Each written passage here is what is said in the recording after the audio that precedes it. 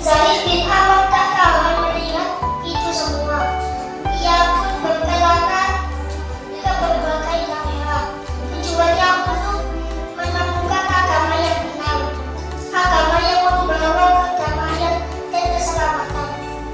Dia pun belajar agama Yahudi dan Nasrani, tapi dia semakin kecewa karena agama itu membingungkan dan banyak kekeliruan.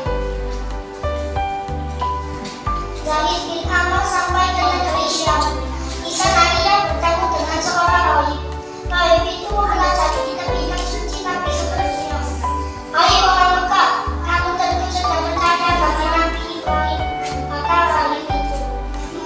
Zaid bin Amr menjawab, "Benar, itulah yang kami cari. Allah akan menurunkan Nabi akhir zaman pada bangsamu. Dialah yang menyempurnakan agama Nabi Ibrahim. Sekarang pulanglah, carilah dia," anjuran sang rahib. Zaid bin Amr tak lagi berkelana. Dia pun kembali ke Mekah.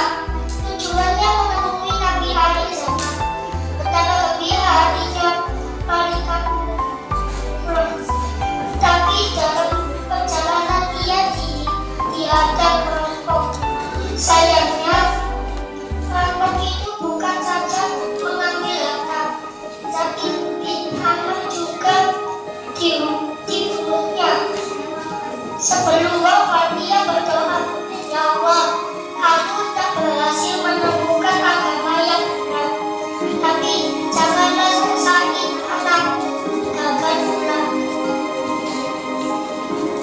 Zaid bin Amr mempunyai anak Sa'id bin Zaid. Sa'id dibesarkan dalam